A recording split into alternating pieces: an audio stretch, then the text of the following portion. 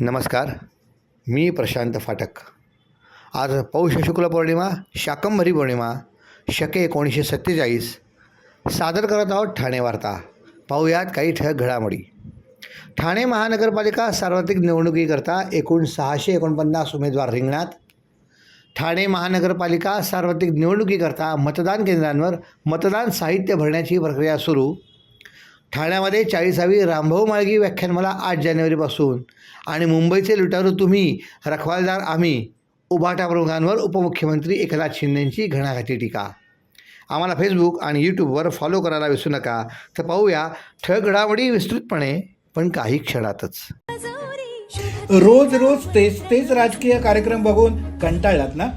अहो, मग ठाणे वार्ता श्रीस्थानक आता तुम्हाला नवनवीन कार्यक्रमांचा आनंद लुटण्याची संधी देते.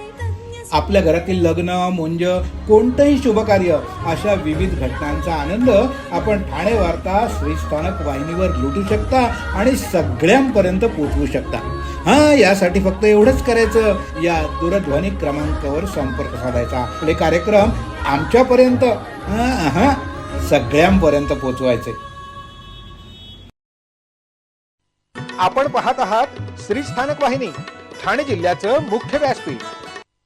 ठाणे वार्ता पहा श्रीस्थानक वाहिनीवर.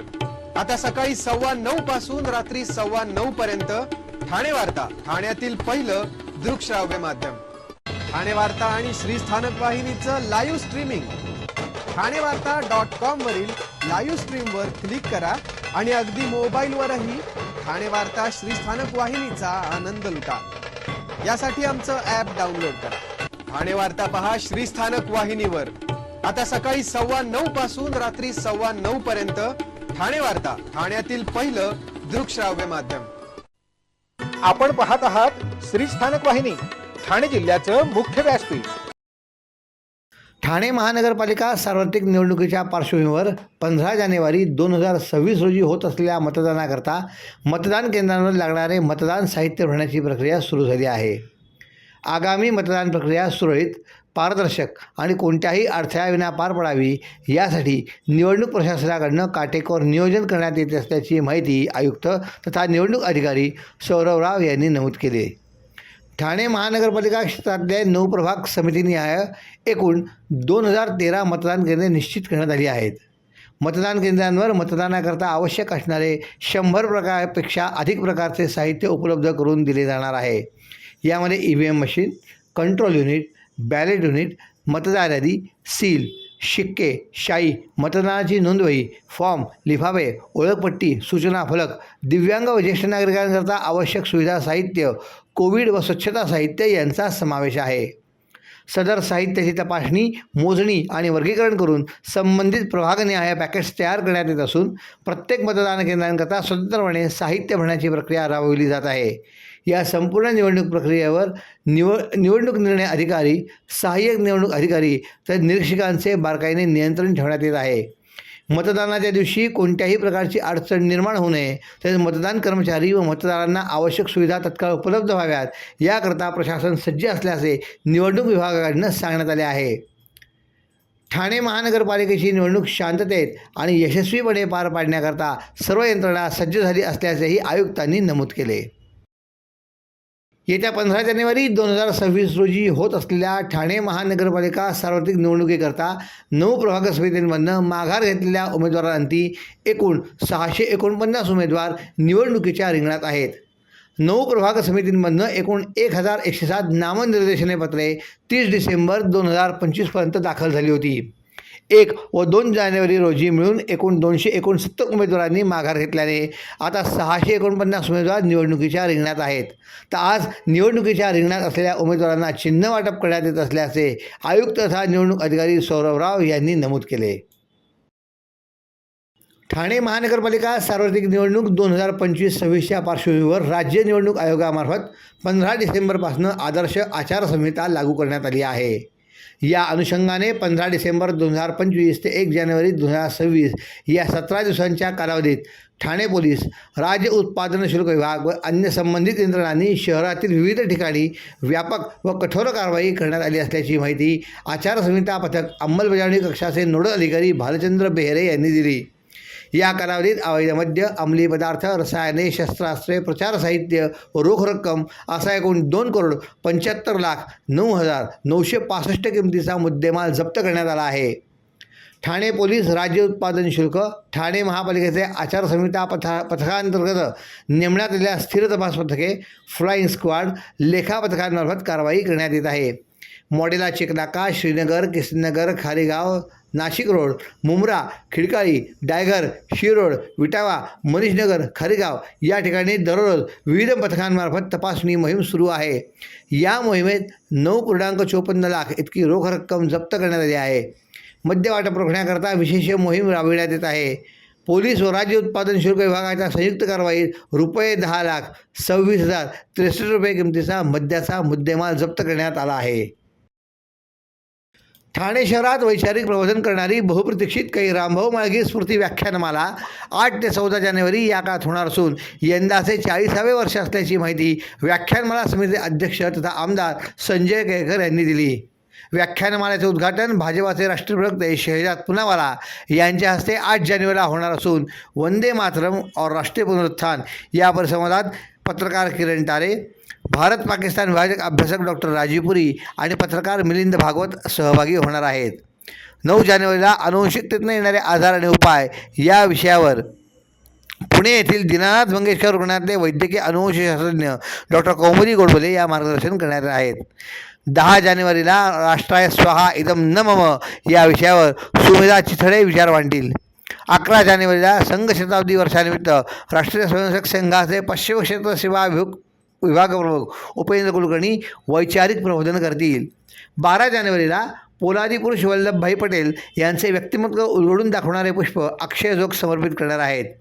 13 जानेवारीला विकासाच्या वाटेवर पूर्वांचल या विषयावर अमेझिंग नमस्ते फाउंडेशनचे गुवाहाटीचे अध्यक्ष तथा IIM शिलाँग न्यासी मंडळाचे सदस्य अतुल कुलकर्णी पूर्वांचल भागातल्या विकासावर प्रकाशझोत टाकतील. तर 14 जानेवारीला शेवटचे पुष्प अभिनेता योगेश सुमन घुमतील. चित्रपटसृष्टीची बदलती परिभाषा या विषयावर ते भारतीय चित्रपटसृष्टीचा प्रवास उलगडतील. रोज रोज तेच राजकीय कार्यक्रम बघून कंटाळलात ना? अहो मग ठाणे वार्ता श्रीस्थानक आता तुम्हाला नवनवीन कार्यक्रमांचा आनंद लुटण्याची संधी देते. आपल्या घरातील लग्न, मुंज, कोणतंही शुभकार्य अशा विविध घटनांचा आनंद आपण ठाणे वार्ता श्रीस्थानक वाहिनीवर लुटू शकता आणि सगळ्यांपर्यंत पोहोचवू शकता. यासाठी फक्त एवढंच करायचं, या दूरध्वनी क्रमांकावर संपर्क साधायचा. आपले कार्यक्रम आमच्यापर्यंत सगळ्यांपर्यंत पोहोचवायचे.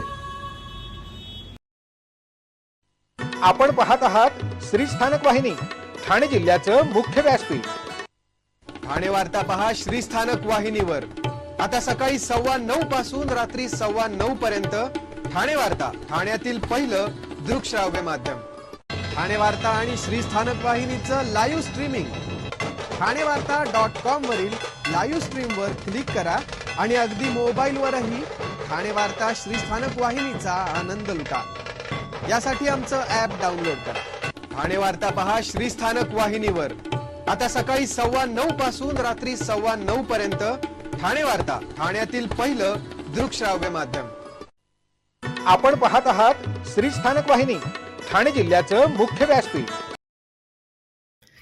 शहराचे विद्रुपीकरण रोखण्याकरता महापालिकेमार्फत सार्वजनिक व खाजगी मालमत्तेवरील बेकायदेशीर प्रचार साहित्य हटवण्याची मोहीम राबविण्यात आली असल्याचे नोडल अधिकारी भालचंद्र बेहरे यांनी नमूद केले. तसेच ही सर्व कारवाई CCTVच्या निगराणीखाली करण्यात येत असून निवडणूक प्रक्रिया निष्पक्ष, निर्भय, पारदर्शक ठेवण्याकरता आचारसंहिता उल्लंघनावर तत्काळ व कठोर कारवाई सुरूच राहील असा इशारा ठाणे महानगरपालिका, ठाणे पोलीस प्रशासनाने यावेळी दिला आहे. ठाणे महापालिका निवडणुकीत मनसेसह विरोधी पक्षातल्या उमेदवारांना सरकारी यंत्रणेचा गैरवापर करून कपटनीतीने अर्ज बाद केले. नंतर पैशाचा खेळ करून शिवसेना शिंदे गटाने 7 उमेदवार बिनविरोध निवडून आणले. हे कृत्य लोकशाही विरोधी असून मतदारांची घोर फसवणूक आहे असा आरोप करत मनसे नेते अविनाश जाधव यांच्या नेतृत्वाखाली शुक्रवारी भारतरत्न डॉक्टर बाबासाहेब आंबेडकर यांच्या पुतळ्याजवळ मनसेने काळ्या फिती लावून निषेध केला. यावेळी महाराष्ट्र सैनिकांनी निवडणूक यंत्रणेच्या भ्रष्ट कारभाराच्या विरोधात घोषणाबाजी केली. कल्याण डोंबिवली महापालिकेत शिवसेना आणि भाजप महायुतीने 20 उमेदवार बिनविरोध निवडून आणल्यानंतर त्या पाठोपाठ ठाणे महापालिकेतही शिवसेना शिंदेगट पक्षाचे 7 उमेदवार बिनविरोध निवडून आले. हे मोठे आश्चर्य असून यामध्ये ठाणेकरांमध्ये संतप्त प्रतिक्रिया उमटत आहेत. विशेष म्हणजे बिनविरोध निवडून आलेल्या 7 पैकी 4 उमेदवार हे शिंदे गटाच्या निकटवर्तीयांपैकी असून निवडणूक अधिकारी वादग्रस्त वृषाली पाटील आहेत. या महिला अधिकाराची पोलखोल मनसेने एक दिवस आधीच केली होती. त्यामुळे ही एक प्रकारे लोकशाहीची घोर फसवणूक असून सरकारी यंत्रणेचा गैरवापर केल्याचे दिसत आहे, असा आरोप मनसेने केला. या बिनविरोध उमेदवारांनी प्रभागात कामच केलेलं नाही, त्यामुळे ते ठाकरे ब्रँडसह लढण्याची हिंमत करू शकत नाही. बिनविरोध निवड म्हणजे हा लोकांचा कौल नाही तर पैशांचा खेळ आहे. पैशाने निवडणूक जिंकणारे एक दिवस जनतेलाही विकायला काढतील, अशी उद्वेगजनक प्रतिक्रिया अविनाश जाधव यांनी माध्यमांशी बोलताना दिली.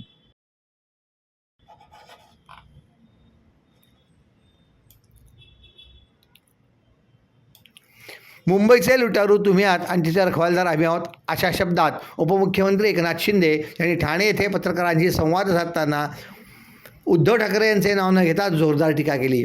निवडणुका आल्या की काहींना अचानक मुंबई आणि मराठी माणसाची आठवण होते, मात्र त्यांनी आजवर मुंबईकरता आणि मराठी माणसाकरता नेमके काय केले याचे उत्तर त्यांनी जनतेला द्यावे, असे आव्हान शिंदे यांनी दिले. मुंबईतला मराठी माणूस तुमच्याच कारभारामुळे मुंबईच्या बाहेर फेकला गेला असून त्याला पुन्हा मुंबईत आणण्याचे आम्ही प्रयत्न करतो आहोत, असेही त्यांनी स्पष्ट केले. भावनिक मुद्द्यांच्या आधारे मुंबईकर आणि मराठी माणसाची दिशाभूल करण्याचा प्रयत्न केला जात असल्याचा आरोप करत शिंदे म्हणाले की निवडणुकीपुरते मराठीपर्यंत दाखवण्यापेक्षा विकासाची कामे समोर ठेवावीत. मुंबईतनं मराठी माणूस बाहेर जाण्यास कोण जबाबदार आहे याचे आत्मपरीक्षण करावे, असा टोलाही त्यांनी नाव न घेता विरोधकांना लगावला. नरेंद्र मोदी आणि अमित शहा यांच्याकडनं विरोधकांकडनं केली जाणारी टीका ही निंदनीय असल्याचे सांगत शिंदे म्हणाले की भावनिक आवाहन करून मुंबईकर आणि मराठी माणसाची दिशाभूल करण्याची टीका चालू आहे.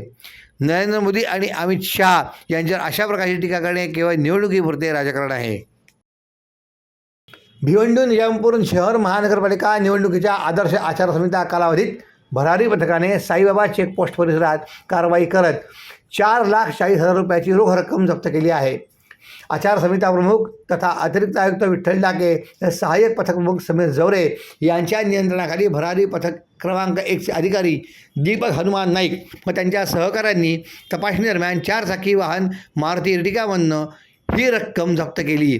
या प्रकरणी वाहनचालक नरेंद्रसिंग मधुकर देवरे यांच्याकडे सदर रक्कम कुठून आणली आहे, कुठे नेण्यात येत आहे आणि कोणत्या कारवाईकरता ही रक्कम वाहतूक केली जात आहे याबाबतची कागदपत्रे मागितली असता वाहन चालकाकडून कोणत्याही प्रकारची कागदपत्रे FST पथक प्रमुखांच्या निदर्शनात सादर करण्यात आली नाहीत. त्यामुळे FST पथक प्रमुख आणि VST पथक प्रमुख यांनी सदर रकमेची मोजणी करून पंचनामा केला. त्यानंतर ही रक्कम शांतीनगर पोलीस स्टेशन येथे नोंद करून भिवंडी निजामपूर महानगरपालिकेच्या लेखा विभागात जमा करण्यात आली आहे. रोज रोज तेच राजकीय कार्यक्रम बघून कंटाळलात ना? अहो मग ठाणे वार्ता श्रीस्थानक आता तुम्हाला नवनवीन कार्यक्रमांचा आनंद लुटण्याची संधी देते. आपल्या घरातील लग्न, मुंज, कोणतंही शुभकार्य अशा विविध घटनांचा आनंद आपण ठाणे वार्ता श्रीस्थानक वाहिनीवर लुटू शकता आणि सगळ्यांपर्यंत पोहोचवू शकता. यासाठी फक्त एवढंच करायचं, या दूरध्वनी क्रमांकावर संपर्क साधायचा. आपले कार्यक्रम आमच्यापर्यंत सगळ्यांपर्यंत पोहोचवायचे. अहो, आपण आपलं घर स्वच्छ, सुंदर, नेटनेटकं ठेवतो ना, मग आपण आपल्या शहराच्या बाबतीत उदासीन का? आपलं शहर स्वच्छ, सुंदर आणि नेटनेटकं ठेवणं ही आपली जबाबदारी आहे, हो ना? मग उचला फोन आणि विना परवाना होर्डिंग्स, बॅनर्स कुठे दिसले तर 1800-222-108 या टोल फ्री क्रमांकावर कळवा किंवा 75069464155 या भ्रमणध्वनीद्वारे आपली तक्रार नोंदवा किंवा महापालिकेने तयार केलेल्या स्टार ग्रेड ॲप्लिकेशनद्वारे आपली तक्रार नोंदवा. त्याची दखल त्वरित घेतली जाईल. लक्षात घ्या, आपला छोटासा सहभाग आपलं शहर स्वच्छ, सुंदर आणि नेटनेटकं बनवू शकतो. जसं आपलं घर तसं आपलं ठाणे शहर. आपण आपले कार्यक्रम किंवा बातम्या आम्हाला ठाणेवार्ता@gmail.com या आमच्या ईमेलवर कळवू शकता. ठळक घडामोडी शेवटी पुन्हा एकदा. ठाणे महानगरपालिका सार्वत्रिक निवडणुकीकरता एकूण 649 उमेदवार रिंगणात. ठाणे महानगरपालिका सार्वत्रिक निवडणुकीसाठी मतदान केंद्रांवर मतदान साहित्य भरण्याची प्रक्रिया सुरू. ठाण्यामध्ये 40वी रामभाऊ म्हाळगी व्याख्यानमाला 8 जानेवारीपासून आणि मुंबईचे लुटारू तुम्ही, रखवालदार आम्ही, उभाटा प्रमुखांवर उपमुख्यमंत्री एकनाथ शिंदेंची घणाघाती टीका. या होत्या ठाणे वार्ता. आपली एखादी बातमी बघायची राहून गेली असेल तर आपण आमच्या ठाणेवार्ता.in या आमच्या संकेतस्थळाला किंवा आमच्या फेसबुक पेज किंवा यूट्यूब चॅनलला अवश्य भेट द्या. तर पुन्हा भेटू पुढील बातमीपत्रात फक्त श्रीस्थानक वाहिनीवर. धन्यवाद.